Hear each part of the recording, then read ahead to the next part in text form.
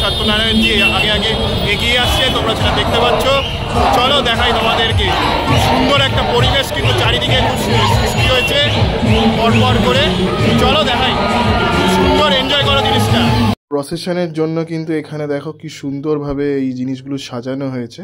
তো এটা হচ্ছে সামনের প্রসেশনের অংশটা।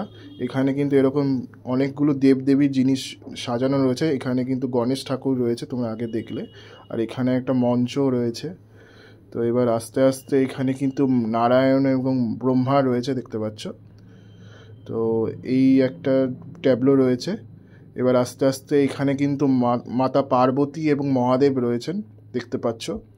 এখানে মাতা পার্বতী এবং মহাদেব রয়েছে। এখানে রয়েছে হচ্ছে ঘোড়ার ওপরে কিন্তু নন্দী মহারাজ রয়েছে। আর এখানে কিন্তু সন্তোষী মা রয়েছে আর কি পদ্মের ওপরে। আর দুদিকে সখী রয়েছে। এখানে হাতির ওপরে হাতি রয়েছে, দেখতে পাচ্ছ। আর এখানে ব্রহ্মা রয়েছে, সামনে হনুমানজি রয়েছে, সেটা দেখতে পাচ্ছ। আর এর পরের যে ট্যাবলোটা, এখানে কিন্তু মাতা সরস্বতী, মহা সরস্বতী রূপে রয়েছেন পদ্মের ওপরে বসে। এটা হচ্ছে মা সন্তোষী বা শেয়ারাবালি, দেখতে পাচ্ছ। বিভিন্ন রকমের দেবদেবী কিন্তু তোমরা এই ভিডিওটার মধ্যে দেখতে পাবে, শোভাযাত্রার মধ্যে। এইগুলো কিন্তু শোভাযাত্রার একটা পার্ট।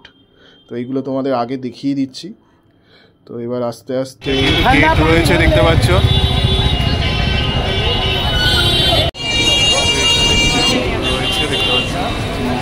এখানে কিন্তু সেই মূর্তিটা আছে, দেখতে পাচ্ছ। বাবলা ফ্যামিলি যারা এই প্রসেসনটা বার করে, তার সেই দাদাজির কিন্তু ছবি রয়েছে একটা। হচ্ছে সেই বাড়িটি, এখান থেকে কিন্তু ঠাকুর বেরোয়, দেখতে পাচ্ছ।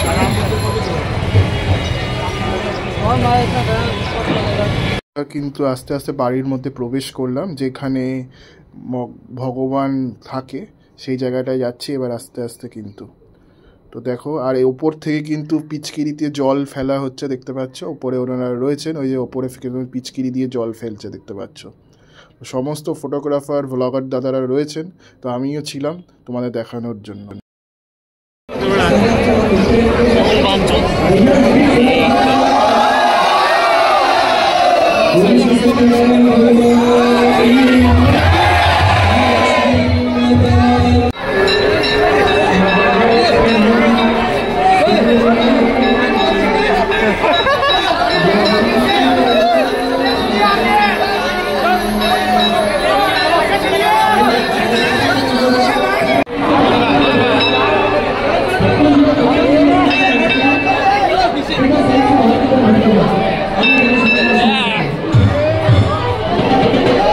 তো এখানে কিন্তু দেখতে পাচ্ছ আস্তে আস্তে কিন্তু ঠাকুর বেরোচ্ছে। সত্যনারায়ণজি বা গোপালজি কিন্তু আস্তে আস্তে এই বাড়িটা থেকে, সাদা বাড়িটা থেকে, যেটা তোমাদের আগে দেখিয়েছি, সেখানে কিন্তু বেরোচ্ছে। সমস্ত ব্লগাররা রয়েছেন একবার করে দেখার জন্য।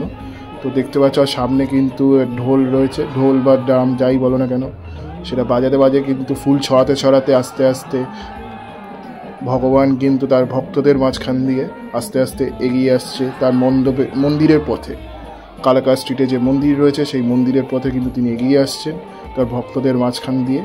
দেখো কি সুন্দর একটা দৃশ্য। সবাই কিন্তু, আর সামনে কিন্তু দোল মানে হোলি খেলা হচ্ছে, রং খেলা হচ্ছে, সেটাও তোমরা দেখতে পাবে। কিন্তু তার বাড়ি থেকে আস্তে আস্তে তার মন্দিরের উদ্দেশ্যে বেরোচ্ছে। সেই যে বাবলা ফ্যামিলি রয়েছে, তাদের বাড়ি থেকে কিন্তু ঠাকুর বেরোচ্ছে, দেখতেই পাচ্ছ। রোলস রয়েস গাড়িতে চেপে, সেই ভিনটেজ গাড়ি, 10 কোটি টাকার ওপরে কিন্তু ঠাকুর এই গাড়িটির দাম। তো সেই গাড়িটা চেপে কিন্তু ঠাকুর আস্তে আস্তে এগিয়ে আসছে। দেখো কি সুন্দর লাগছে কিন্তু দৃশ্যটা। ওই সামনেই দেখছো মূর্তিও রয়েছে। এখানে হচ্ছে হাওড়া ব্রিজ, এবার কিন্তু আস্তে আস্তে আসবে।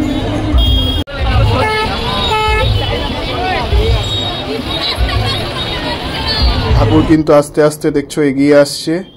তো এটা খুব সুন্দর লাগলো, কিন্তু সবাই একবার করে ঠাকুরের ছবি তুলছেন আস্তে আস্তে যখন এই হাওড়া ব্রিজের দিকে এগোচ্ছে ঠাকুর। দেখতেই পাচ্ছ ঠাকুরকে কিন্তু আস্তে আস্তে এগিয়ে যাচ্ছে, সামনে ভলেন্টিয়াররা রয়েছে, তারা রাস্তা করে দিচ্ছে যাতে ঠাকুর এগিয়ে যায় রোলস রয়েস গাড়িতে করে, সেটাই তোমরা দেখতে পাচ্ছ কিন্তু। আর এটা কিন্তু হাওড়ার দিক থেকে এবার কলকাতার দিকে আসছে, বড় বাজারের দিকে, সেটাই কিন্তু দেখতে পাচ্ছ ঠাকুরটা। এবার আস্তে আস্তে আমরা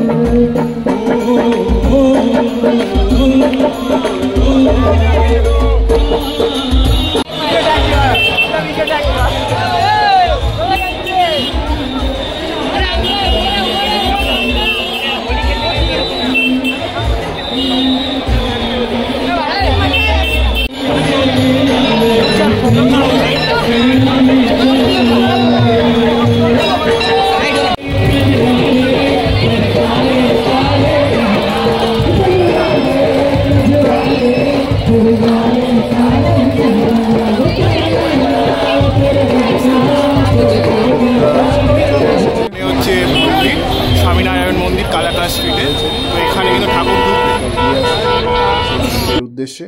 তো সবাই কিন্তু রং খেলছে, দেখতেই পাচ্ছ, রং খেলে ঠাকুরকে এগিয়ে নিয়ে যাচ্ছে মন্দিরের পথে। তো আমি এই ভিডিওটা এখানেই শেষ করছি। আশা করি তোমাদের ভিডিওটা ভালো লেগেছে। কেমন লাগলো লিখে জানিও কমেন্ট সেকশনে। পরবর্তী ভিডিওর জন্য চোখ রেখো আমার এই চ্যানেলে। আর ভালো থেকো, সুস্থ থেকো। পরবর্তী ব্লগে আবার দেখা হচ্ছে অন্য কোনো ভিডিওর সাথে।